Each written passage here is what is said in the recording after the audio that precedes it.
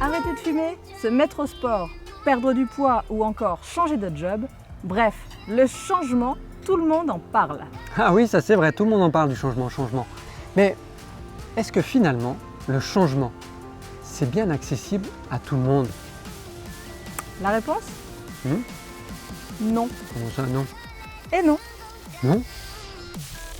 On vous explique pourquoi. Ah oui.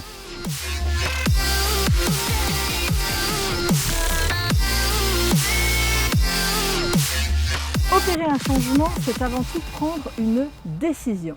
Il s'agit d'une volonté personnelle, d'un engagement avec vous-même. C'est donc un état d'esprit, un mindset. La question, êtes-vous prêt à sortir de votre zone de confort pour vous et non pas pour les autres? Concrètement, il m'a fallu 10 ans pour arrêter de fumer. 10 ans d'essais et d'échecs. Pourquoi? Parce que pendant 10 ans, j'ai essayé d'arrêter de fumer pour faire plaisir à Stéphane. C'est pas le bon mindset.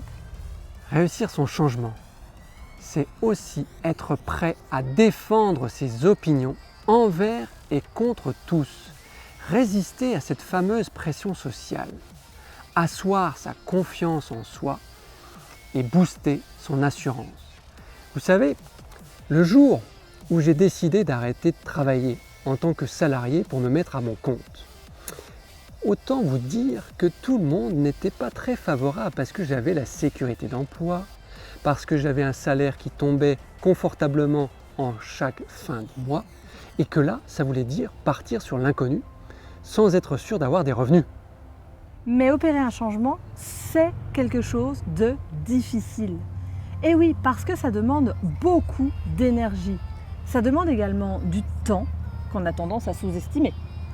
Et surtout, ça demande une motivation sans faille. Alors vous voyez bien qu'effectivement, opérer un changement, c'est difficile, c'est compliqué. Par contre, pour moi, la bonne nouvelle, c'est que malgré tout, c'est accessible à tout le monde. Si.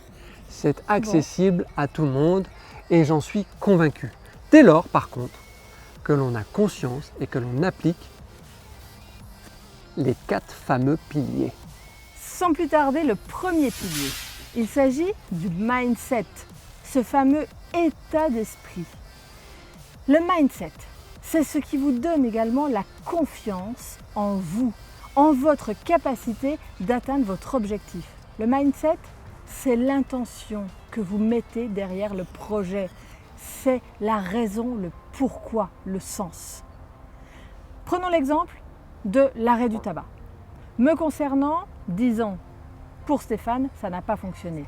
Un jour, j'ai enfin décidé d'arrêter pour moi, avec un réel objectif derrière qui comptait pour moi. Pour tout vous dire, j'avais juste envie de pouvoir jouer avec mes enfants, faire du sport avec mes enfants sans être essoufflée. Je voulais retrouver une vie plus saine et puis aussi parce que c'était arrivé à un moment de ma vie où je comprenais l'intérêt d'arrêter de fumer. Et donc, à partir de ce moment-là, j'ai réussi à arrêter sans problème parce que je l'ai fait pour moi. Le deuxième pilier, eh bien écoutez, c'est la persévérance. La persévérance. Quand vous décidez de quitter votre job pour vous lancer à votre propre compte, bien sûr que vous êtes tout fou, bien sûr que vous vivez cette période d'euphorie. Mais très vite, la réalité vous rattrape avec des résultats qui ne sont pas à la hauteur de vos espérances, en tout cas qui n'arrivent pas suffisamment vite. La différence, c'est de pouvoir traverser cette période du désert grâce à la persévérance et qui vous fait un jour vous réveiller en vous disant « Ah, j'ai bien fait de persévérer parce que aujourd'hui, j'atteins mon accomplissement.